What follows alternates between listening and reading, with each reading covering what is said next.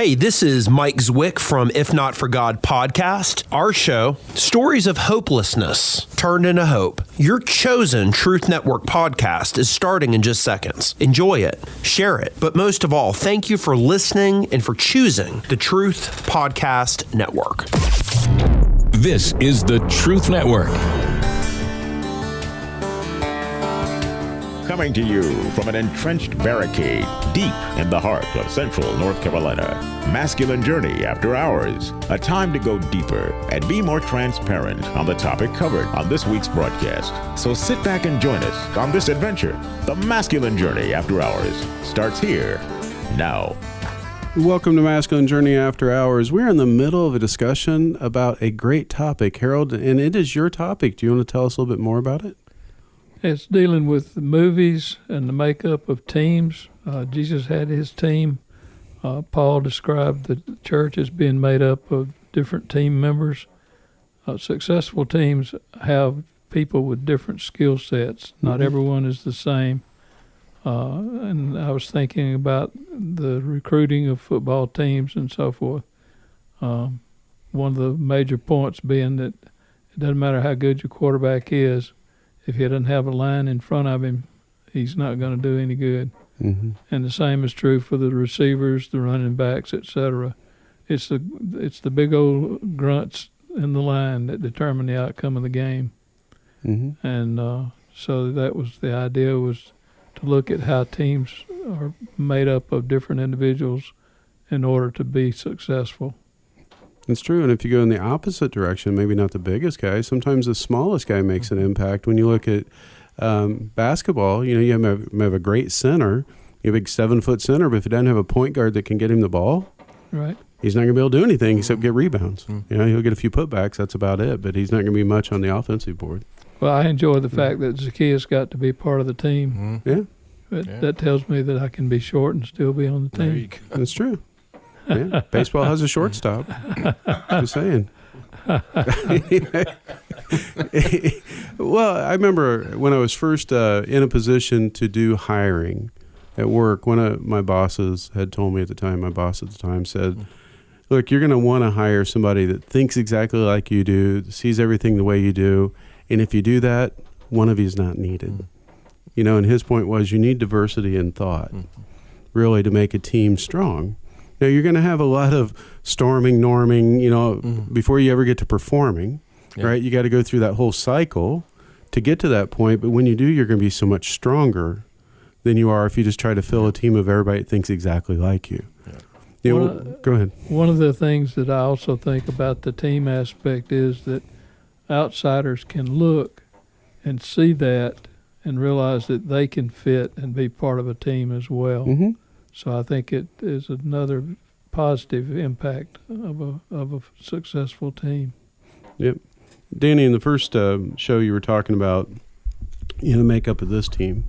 One of the things about this team that always has amazed me, and God had to be the one to put it together, right, is up until about a couple of years ago, none of us went to church together. None of us had the same church background. We all come from different denominations, those types of things, and typically that's enough to keep Christians apart. I mean, if you really want to be honest, that that often is what keeps them apart. Instead of their love of God, they see the differences in how they see the doctrine, right, and let that keep them away. But God put this team together with a very diverse background from the standpoint of where we came from our beliefs, and it's made us all stronger because different churches teach on different things. They all may teach from the Bible, but they tend to fall in this little vein of where they like to, their sweet spot. Yep. There may be a grace-oriented church or this oriented church, and when you get a group of people from a lot different backgrounds, you get more holistic look at the Bible, right? Because this church that you went to, Harold, taught in this vein, or Andy, the one you went to, taught in this vein. And so we get a more complete look at God, the more that we can walk and trust with each other and listen to one another.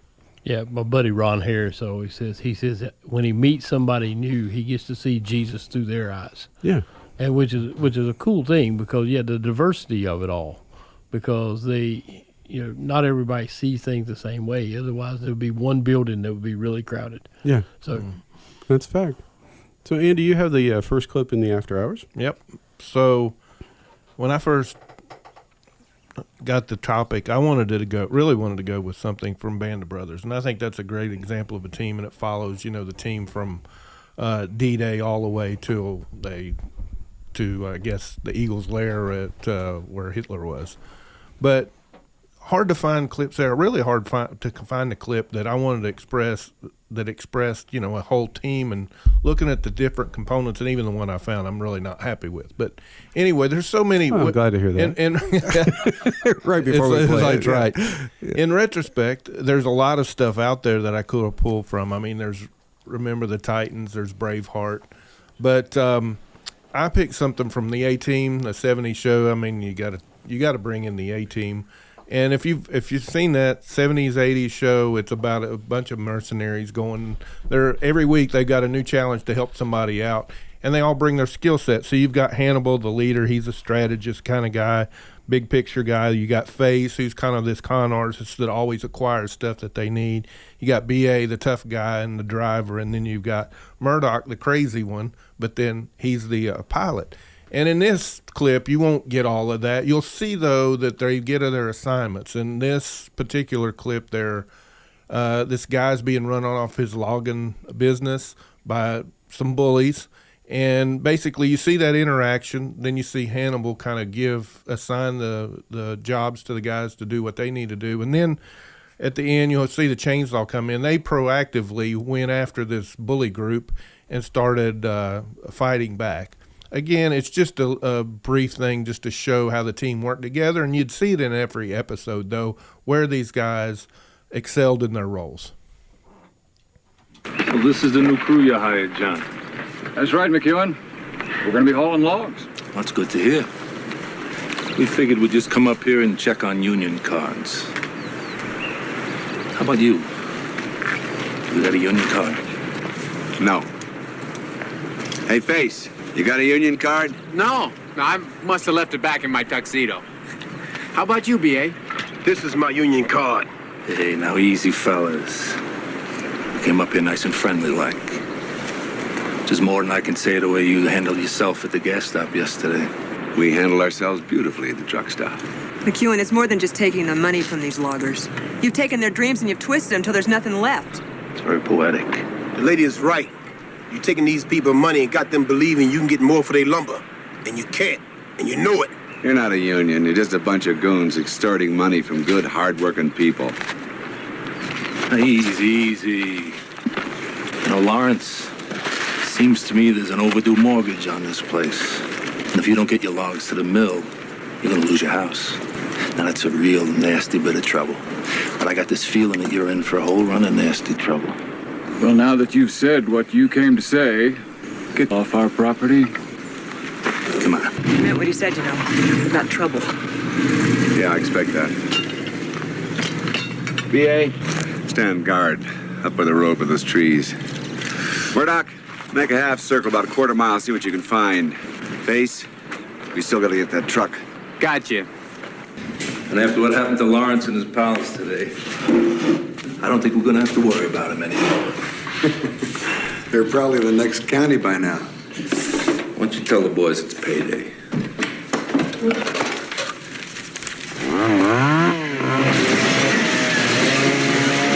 I love it when a plan comes together.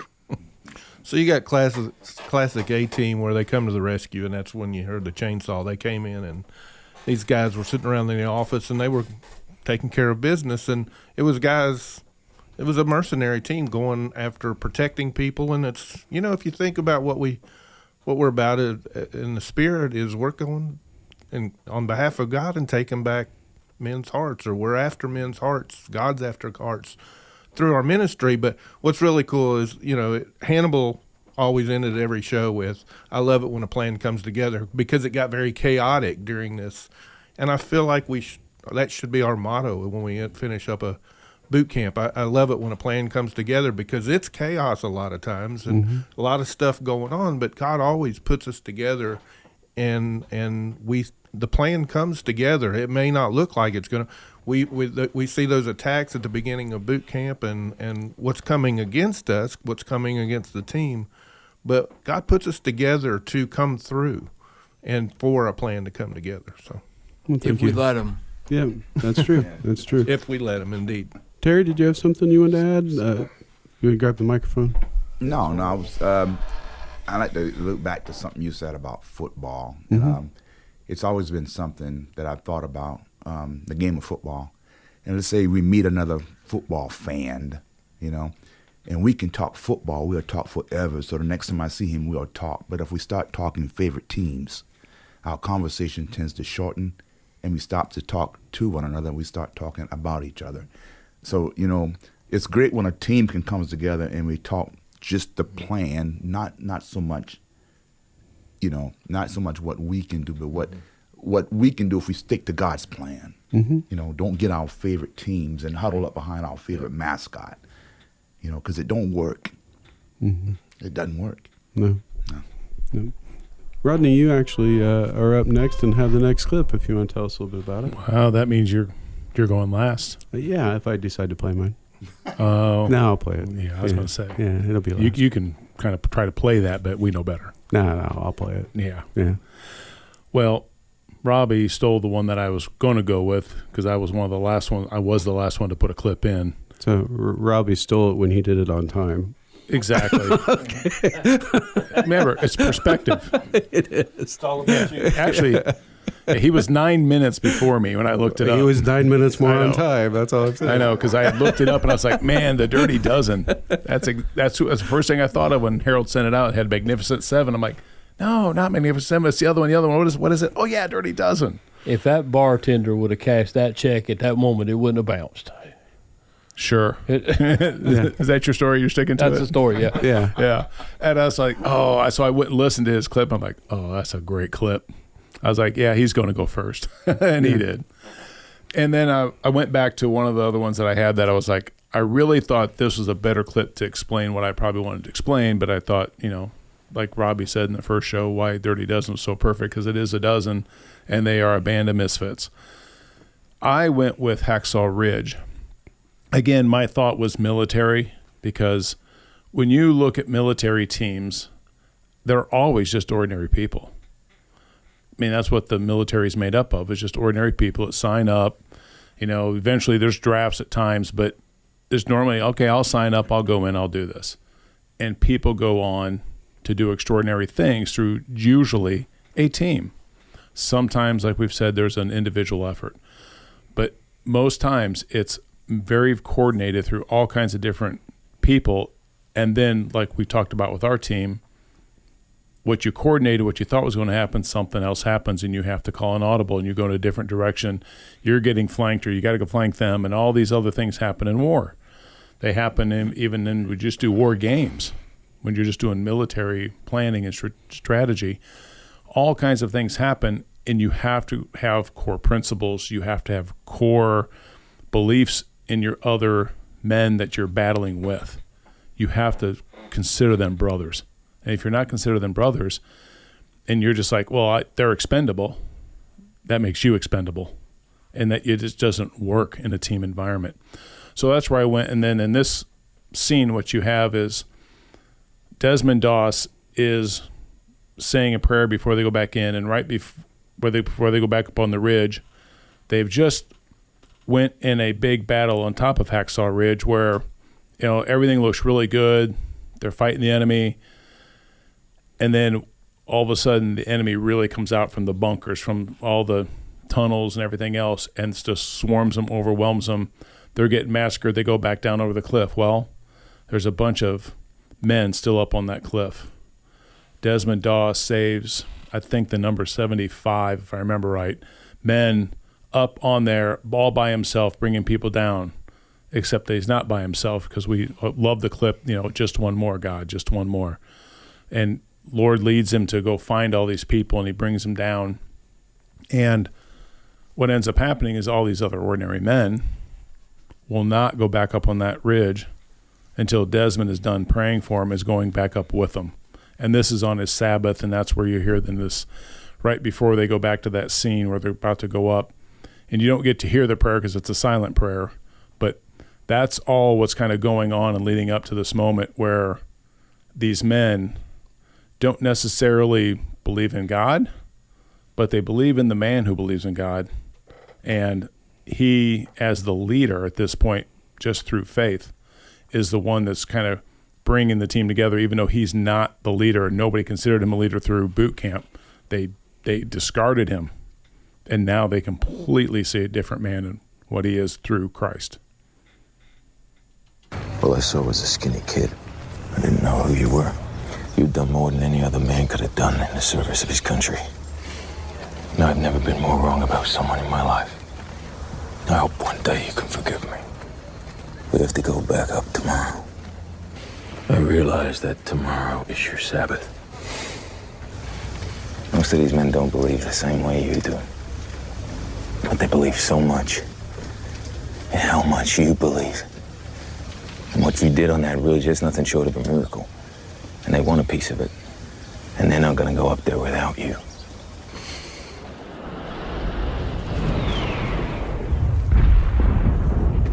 What's your delay, Captain? You're supposed to begin that assault 10 minutes ago. We're waiting, sir. Waiting for what? Private Doss to finish praying for us, sir. Private Doss is praying for you. Who is Private Doss? Let's go to work. And they're going to work is going right back up on that cliff where they just got massacred, a couple of days ago. So, the teamwork in the eternal, infinite Lord, and you got the Trinity forever, and then let us make man in our image is kind of, to me, the genesis of everything, right? That's where we come in. And Paul talks about the hand or the body, whatever part of the body of Christ you are, be that part, because every piece of the team in Christ is essential.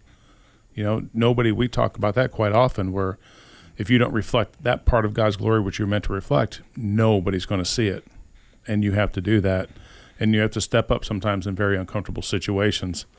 And always have to have some kind of leader and leadership.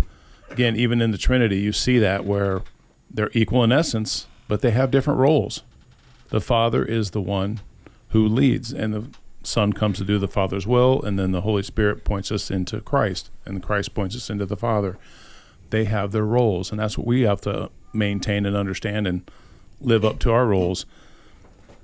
One situation happened to work a long time ago. I worked at McDonnell Douglas at the beginning of my career and was able to work on the new ENF model when it came out, and I designed the process for putting together the inner wing. And there was a big process change they wanted me to go work on. And in the middle of it, we were making some progress, but it was like we're going to take kind of a major step. And I wanted to go one way. The team on the floor wanted to go the other. And at this point in time, they kind of did things because they were just kind of expected to. They weren't bought in. And I was pretty sure I knew what was going to happen if we did it their way, and I tried to talk them out of it, tried to explain, and all this kind of stuff, in one ear out the other. They were convinced their way was better. Fine, let's go your way. We went their way, and they had a huge amount of rework. It didn't go the way they planned. They realized their error. All this rework, I remember the supervisor coming up and saying, "What did you do? We got all this rework." And I said, "Have you talked to your people yet?"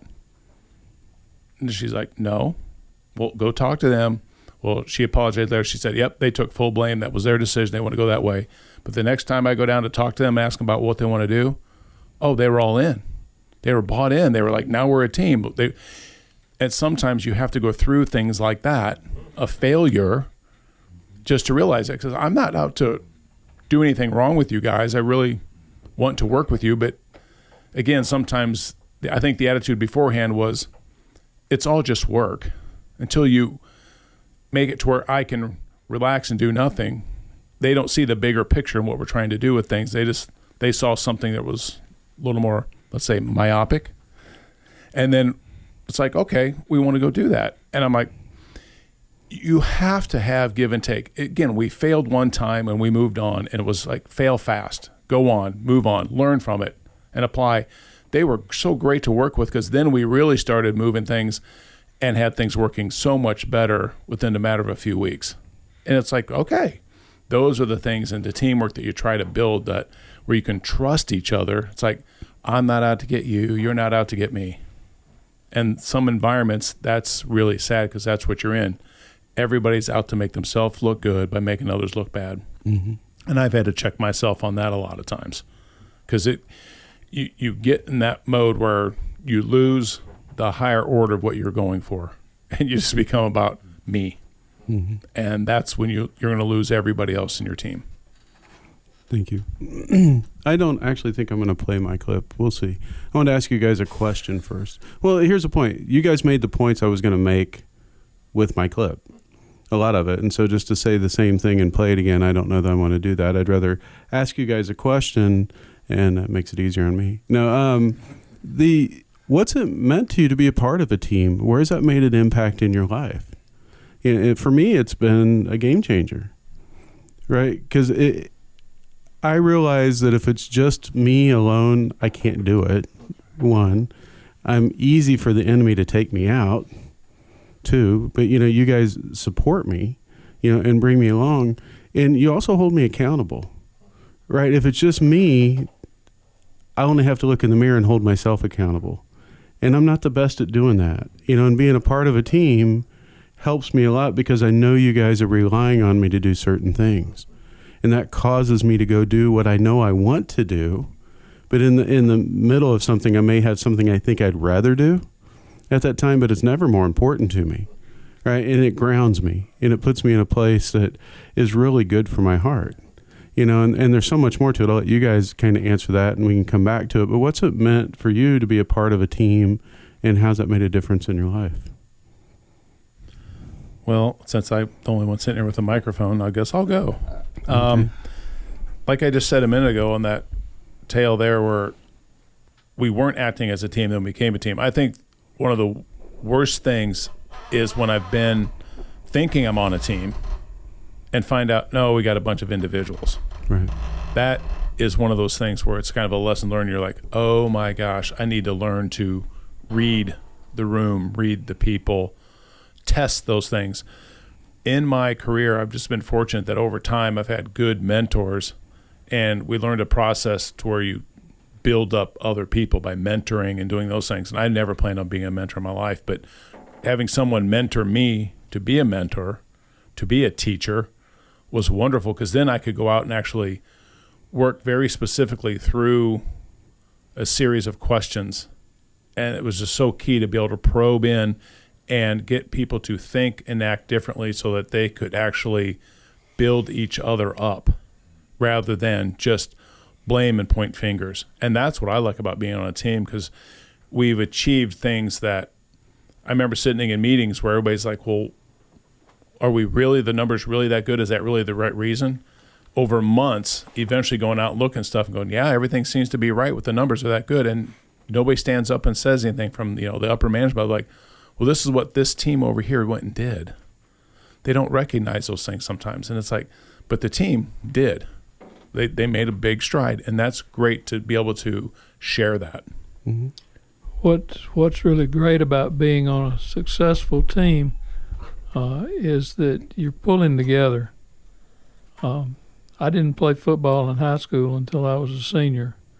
Being a little guy, my mother was afraid I was going to get hurt, and no, she didn't want me to play. Well, I finally, as a senior, went out and actually ended up being the first-string running back. But the rest of the team didn't want to win like I did. I mean, I would go through a brick wall in order to win. They couldn't care less. They talked about shooting pool, drinking beer, whatever. I hated the team that I was on. I loved playing the football, but I hated the team I was on because we won 3 games out of 9. And it was just, because, well, here's an example. I was a backup quarterback, and at practice session, if the coach had to be in a teacher's meeting in the evening and we'd be lined up throwing passes, they'd be throwing rocks off my helmet, the ones back in the line behind. And so if the guy coming up to catch the pass was a little guy, he's going to go short, and I would drill him as hard as I could. If he's one of the big grunts, go long, and I'd throw it way past his head. So, I mean, there was this constant conflict between me and a lot of the other guys on the team because of the difference in what we wanted out of that team. I wanted to win. I wanted to be as good as we could be, and that's why I love being a part of this team. We're pulling together, trying to do something good. Mm-hmm. Go ahead. One of the defining moments of being a part of this team was a few boot camps ago. My wife called me in the middle of boot camp, and she was in distress. She thought there were people around the house, flashlights and stuff like that. And, we had a boot camp going on, and, I won't go into the whole journey with me and my wife, but at that moment I knew I had to go. And not only did part of the team, it wasn't, oh, I can't believe you're going to leave. It was, what do you need? How do you need? David offered me firearms, and he offered to go with me. Several of you, do you need somebody to go with you? And I think, it was such a defining moment in my life as part of the team, because I knew then we were part of the team. And most importantly was my wife knew we were part of the team. Right. And that was such a cool moment. Yeah, I think joining again, being alone, and then coming to a team, and immediately given responsibility to do something like at boot camps and stuff, which called you into doing something. You wanted to stay on the periphery, but you're called in to do something, and that escalated, and you do more and more. You become more comfortable, but that's really helping people, mentoring you into growth, and that's what you guys did, and hopefully doing with the other guys that joined. So. Thank you, guys. Wish we had more time to talk about it, but you hear the music playing. It's time for us to get going, but you have time to register for the boot camp that's coming up November 21st through 24th. MasculineJourney.org. If you want to be a part of a team, lean into God. Say, God, I want to be a part of the team, and be a part of His team first. And then He'll lead you to the rest of your team. We'll talk with you next week. Love somebody well this week. This is the Truth Network.